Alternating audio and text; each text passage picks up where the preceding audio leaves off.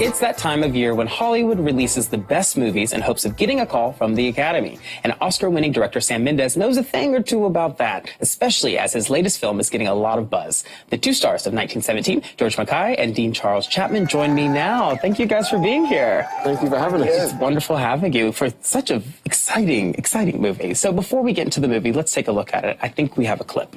You have a brother in the 2nd Battalion. Yes, sir. They're walking into a trap.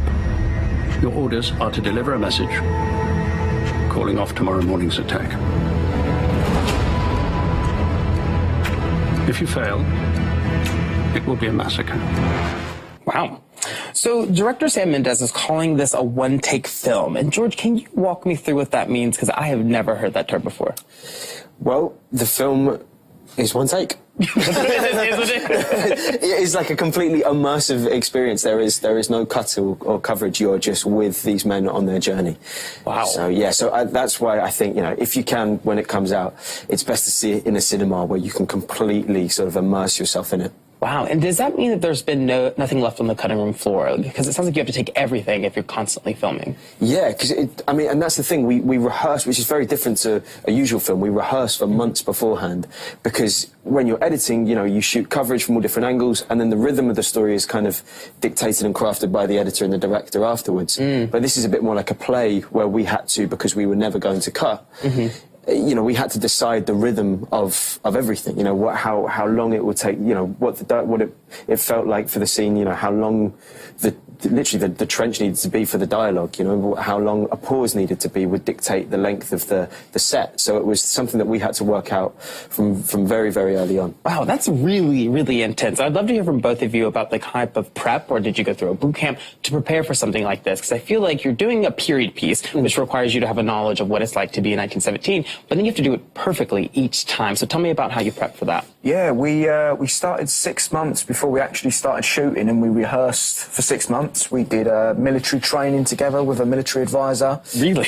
We did armory training, learning how to shoot the rifles and salute and march and all that sort of stuff. And we had a personal trainer as well to get fit, stamina up on the bikes, all that.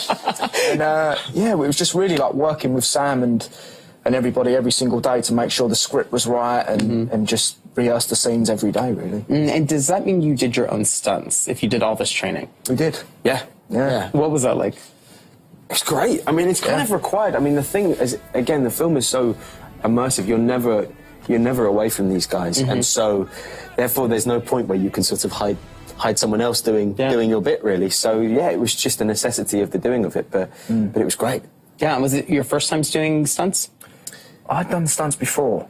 I've did stuff where I've had to learn for fights and things like that, but yeah, I've done a few things, but this was the most involved in all senses that I've ever been in a project. So you mentioned the word involved, and I feel like as actors, this must have taken up your whole life, because as you said, it's a play, but it's a play you're doing every day, all the time, in front of a bunch of people. When you all wrapped recently, was it hard to break free with those characters? Because it feels as if you were really living their lives every day.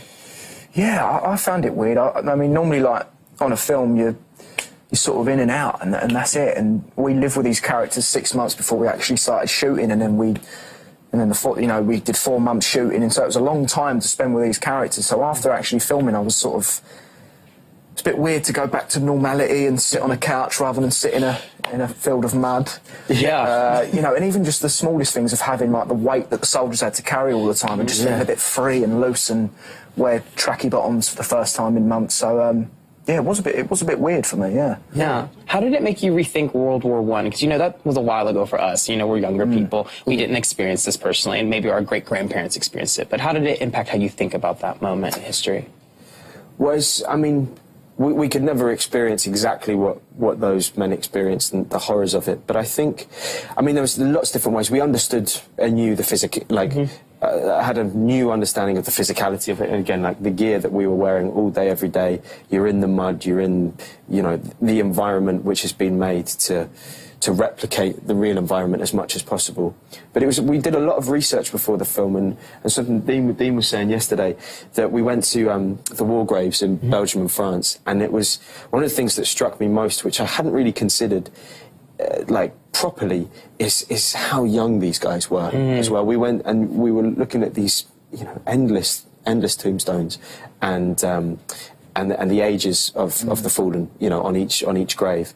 And some of these boys were like, you know, 17 years old or something. That was really, you know, I'm now 27, and to think that, you know, to think that you know, your life was cut short 10 years before then was really sobering. Yeah, I'm sure. And do you hope that's a message that people get from this? Because it seems as Sam really wants people to understand the intimacy of war through this film. Yeah, I hope so. I mean, I also hope as well that people actually do a bit of research on their own ancestors to see what they did. I did before I started on this film, and I didn't actually know a lot about the First World War before this. So I think, yeah, I hope people research it and, you know, question their mums and dads and grandparents about their mums and dads and see what their story was in the First World War. For sure. But I think that, like, the one thing is, though, about for having seen it, is it's kind of, that's the historical context, for sure, like, unequivocally. But it's kind of like, it's a film more about, I don't know, personally I felt it was more about, you know, something bigger than yourself, and how that, you know, how you wrestle with that, what that can make you do, and how that kind of informs you about yourself. So I don't think it's, you know, it's not necessarily like just a boys' film about the war or a history lesson, because actually that's just the context outside of a really intimate look at these, you know, this journey these two blokes have to go on. For sure. And you all are going on this journey with a lot of really famous actors that I have to read out some of their names because it's quite amazing. So Richard Madden's in the film, Benedict Cumberbatch, Colin Firth, and the hot priest himself, Andrew Scott from Fleabag. How does it feel to know that you two are the stars of this film and you have these incredible people playing your backups in a way? I don't want backups. For sure. I'm going to be shady. They're not your backups. I mean, it was amazing to learn from them. They're so. I mean, every actor that you've just listed, they're such brilliant craftsmen, and it's kind of. But what was amazing, I thought, with all of them, is the specificity with which they work. Like it's such a joy to play the scenes with them, because, you know, they're so specific. Their attention to detail, sometimes just automatically, but also consciously, was really something to behold. That's great. Well, George, you know, you are Ned Kelly and you play the Aussie outlaw from the 1800s in The True History of the Kelly Gang, co-starring Russell Crowe. And we have a picture, I think. Are you excited to become a sex symbol when this is released? A sex? Yes, that's what we're going to call you now. Oh, really? I wasn't aware. I hadn't thought about it, so I can't really be excited. I'm just excited that the film's out there, you know? Yeah. Like, I think it was made with such a kind of punk spirit, and it was a tough one to make, you know, and it's been made in a really uncompromising way. It just is what it is, and it's punk, and it's different, and it's kind of brutal, it's sexy, it's like, it's a lot, and it's strange. So I think that's, you know, it's rare that there are films as strange as this one. Yeah, so strange, punk, and also we threw a sex symbol in there. Yeah, so yeah. That's exciting. Yeah, go for it. Yeah. Come see it. I am. And Dean, you know, fans know you as Tommen Baratheon, the youngest son from Cersei and Jaime Lannister, on a little show called Game of Thrones. You know, what I remember most about your character is that you had the most shocking death scene. Did you see that coming? I didn't. And I was very gutted when I found out that when I read the episode, I thought I'd never work again after that. I mean, really? Well, yeah, like, as an actor, you like stability, and like knowing that you've got a job for however many seasons is like a really comfortable feeling. So when I thought they was bonking me off, I was gutted. But I was pleased with it, to be honest with you. I think that was, like, as you said, like one of the things you remember of the character. So I'm happy that it was sort of a cool way to go out of the show. Yeah. And did you follow the show as it progressed, and are you surprised with who ended up on the throne? Well, I know the outcome. I know the whole ending of it. Yeah. But I didn't actually watch it. I have to. Really? Yeah. You just bounced. You said, I have other jobs to do. Yeah, adios. Yeah, I mean, you know, it's one of them things that there's so many different endings that possibly could happen, and not everything can please everybody, but I mean, I liked it. I mean, I'm not going to spoil it for anyone. Well, thank you guys so much for spending some time with us. We're very excited for this film. It looks quite good. Cheers. All right. Well, 1917 hits theaters in a limited release on Christmas Day and all theaters on January 10th.